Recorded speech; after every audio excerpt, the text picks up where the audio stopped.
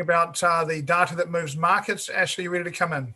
Certainly am, mate. Yep. Let me show you my screen because it actually leads us quite nicely on to the yen because the yen is probably the most interesting of the COT currencies. I'm looking at the COT data here. And there's not been much in the way of further commitment when it comes down to the COT reports from last week. So really the COT report, from what I've read so far, is kind of tempering a lot of the excitement about any potential movements in many of these currencies over the coming week. And it's kind of suggesting that we may well have a quiet week coming up. Now, obviously, it could be completely out of sync. But from what I was reading from the COT report, it was suggesting that there's a distinct lack of commitment, and considering it's called the commitment of traders, it's quite ironic that there is a lack of commitment. But let's have a look at a couple just to show you what I mean by that. And I want to start with the dollar index here. And we saw that the index was quite elevated for quite some period, during the start of the year. And we have had that move in the dollar, but we're seeing the index just start to, hasn't drifted down. It came down quite significantly over the last couple of weeks, over the last couple of sessions. And you can see down here, if I turn the net off here, then you can see that some of the selling has actually come back into play with the dollar, and some of the buying, this green line here, has just started to ease off. So the bull run in the dollar looks like it might at least hit the brakes in accordance to this. Now, if we have a look at the yen as a comparison, then we can see, look at what's happened here to the index. This is the commercial traders index. Now, it's not quite in the extreme level that we'd really like to see, which tends to promote some real commitment of buying, but it's getting there, and it really has started to pick up. And again, looking back down here, if we take the net index off here, we're seeing the selling pressure really come off, of the yen, and just a little tick up with the buying pressure. So we can see that this move has really being created by people coming out of positions and selling, rather than there being a huge influx of buyers. But it's quite notable that has changed as significantly as it has. Now, the other one, and so in actual fact, before we move on to looking at anything else, let's bring that into a price chart, because what we have seen with the dollar yen is a real pickup. There's been some genuine buying of the dollar yen as a pair. So if we look here, we can see that there has been some genuine buying. It's broken again out of a range here.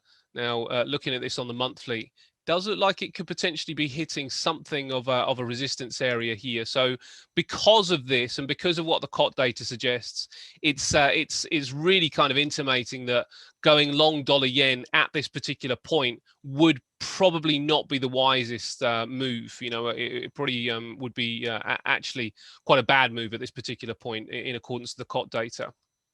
Now, the seasonals on the yen, which could actually play quite nicely into our hands, don't really pick up significantly until around about the first week of April, first to second week of April. That's when we see a really, a genuinely bullish move on the yen in accordance to the seasonals.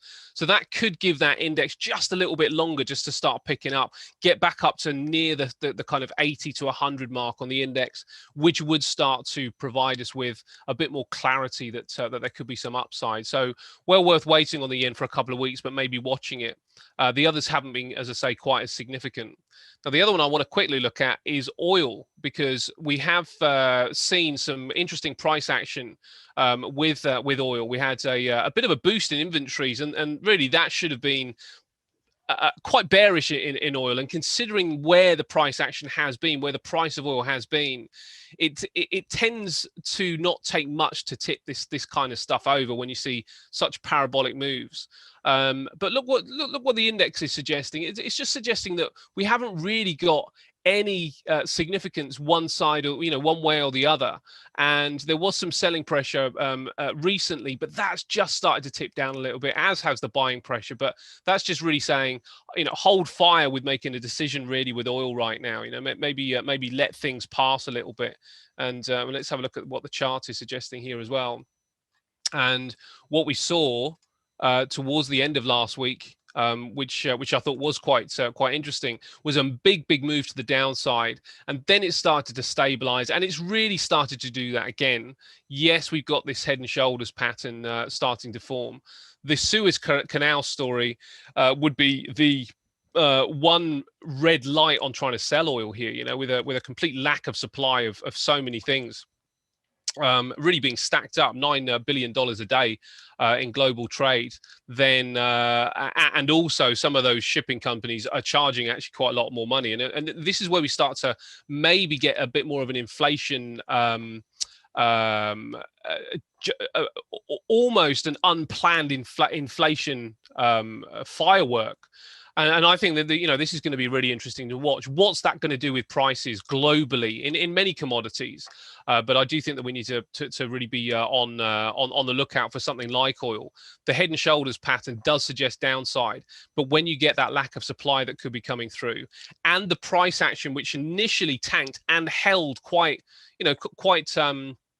notably, it doesn't really suggest that we should be looking at a downside in oil with any real safety. I mean, certainly, trying to buy oil up here would be would not be technically the best thing to do, and technically, it does look like it should be a short. But we got to let probably some other news just to come through about and just check out some other points of data before we can be a bit more comfortable to say, okay, now maybe we have reached a bit of a top.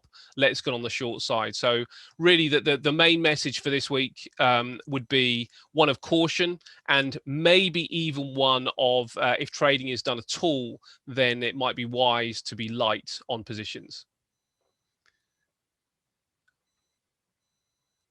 And I will pass it back to you, mates.